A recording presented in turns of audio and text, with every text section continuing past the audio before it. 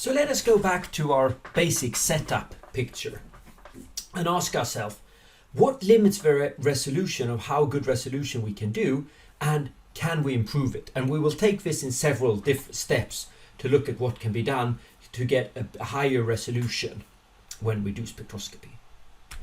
So let's first look at what is the limit. And you have talked about this in previous lectures as well. So to start off, the atoms are moving. And since they are moving around, they are doing two things. Firstly, they are colliding. So sometimes there are two atoms which collides, and then they can exchange their energy, or they can change their direction. So the way to get around collision, and this leads to collision broadening, and the way to get around collision broadening, or one way to get around it, is just to lower the pressure.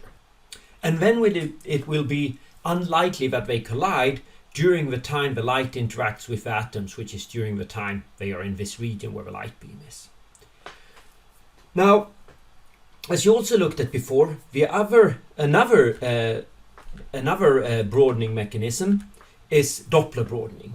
So that basically means that the light beam is going from this side to this side over here, and some atoms are moving towards it and some atoms are moving from it. And that means that they will be Doppler shifted, so that different atoms or molecule have different frequency or wavelength. So let's have a look at how we can avoid this. So here is a setup for doing so-called Doppler-free spectroscopy, and the laser comes in. A laser light comes in from here. Here is a beam splitter, and it sends one beam down here, which is called the probe beam, which goes through this absorption cell, and then you detect it on the detector over here. And let's ignore this lock-in amplifier for now, and also this shopper wheel over here. The other beam which goes through the beam splitter, it goes down to here, it hits this mirror, and it goes back, and it passes through this cell, interacting, and they're set up so it doesn't look so obviously here, but they're set up so that they have a broad region where they interact with the same atoms. So let's zoom in on this absorption cell now, where we have these two counteracting beams. Okay, so what we have here in these two graphs over here, it's the population in the ground state, and the ground state is then this ground state down here, and this is the population in the excited state. And if there's a big separation between these, this line here will generate, then it's not firmly populated, so then this will just be all the way down here until you turn the light on. I mean, it will just be zero. But if it's slightly thermal population, then you can of course have some distribution like this. And on this axis here we have a speed of the atoms moving in the direction of a light beam. So if we now send in light, which is slightly detuned from this precise energy difference of an atom which stands still, this will excite some atoms at this frequency component. So that means that it will take some of the atoms down here and it will move it up to the excited state. So that means that there are fewer atoms absorbing now at this frequency, and there are more atoms in the excited state, which also means that they are emitting light, I mean, just like in a laser. So if you drive them, they are actually emitting light and being driven down. But as long as you have more atoms down here, that means that you are driving up until you have equal population. And as you are driving up more and more atoms, and you have fewer and fewer atoms in the ground state, you are bleaching your sample. And when you have so strong that you equal out the population, the light beam will just go through with hardly any absorption. Okay, and that's called saturation. Okay, so that was what happened when you have a light beam. So over here we have now drawn the difference in populations. So it's this population down here minus this population up here. So this is the difference in population. And again, in the same, and this time we have a frequency of this scale, because these different components, they will react to different frequencies of light. So that means that for light going this direction, we will have one dip, and for the light coming back, we will have another dip. So here's a mirror to create the backwards beam, and we will have two dips. So if we now consider just the light going, for example, in this direction here, and we call this the probe beam, and we call this the pump beam, coming in the other direction. Now, if we just consider light going in one direction, what happens is that this light here, when it comes up to the middle, this other dip here will overlap. And if we just look for this one, that means that it will all of a sudden see a decreased absorption due to this other light source here. So that means that all of a sudden this one experiences a decreased absorption because there is less population in the excited state caused by the other beam. And that only happens when you are talking to the atoms which are standing still. But not quite. They don't have to stand still, because it only matters which speed they have in the direction of the beam. So either going this way or this way. So they can move, but they must move perpendicular to the beam, because then they have no speed component in the direction of the beam, and those are the only atoms you talk to when these two overlap.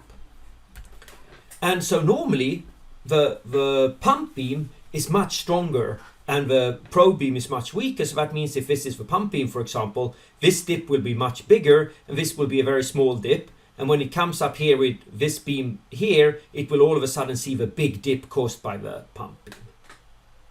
So let's go back to our setup.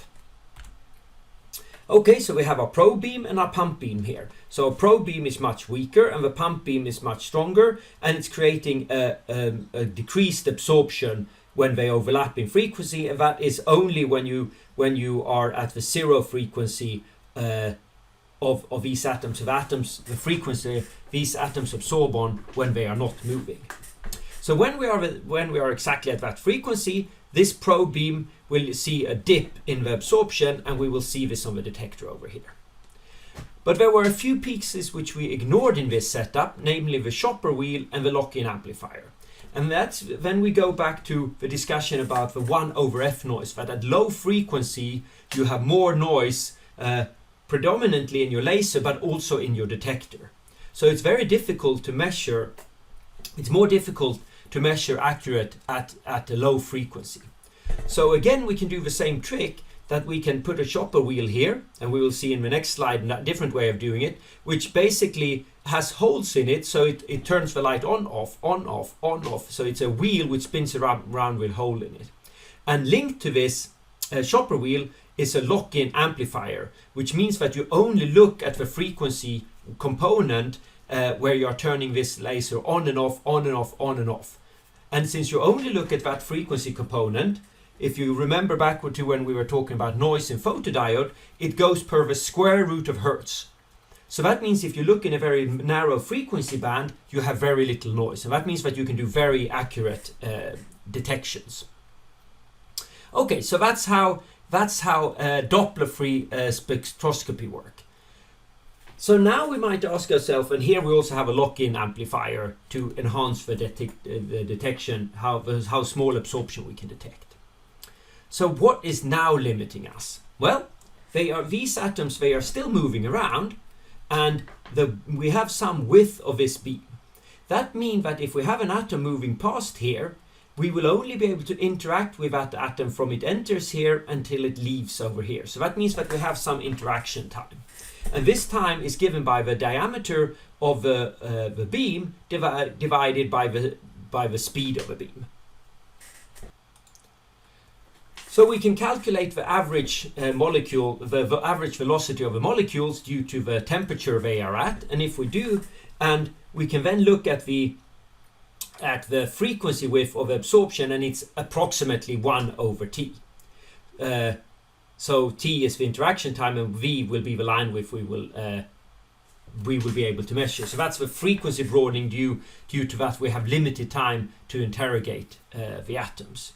And if we stick in some number into this, so if we, for example, take iodine, because we need to know how much the molecules weigh to be able to calculate this, then we will have a speed of about 170 meters per second at 300 Kelvin. And if we say that we have the width of our beam is 1 millimeter, then we will have a interaction time of about 6 microseconds, and we will have a frequency wave of the smallest frequency wave we can measure, which is about 170 kilohertz.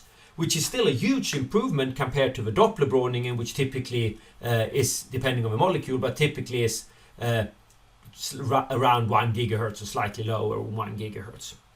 And this is then almost 4 orders of magnitude better, smaller line width we can measure.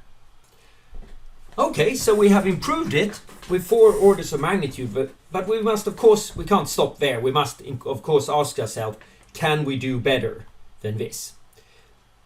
And we see that what limited us here was the speed of the molecules. So if we would want to do better, we would like to decrease the speed of a molecule, or we could increase the width of a beam, but there is a limit to how wide we can make it.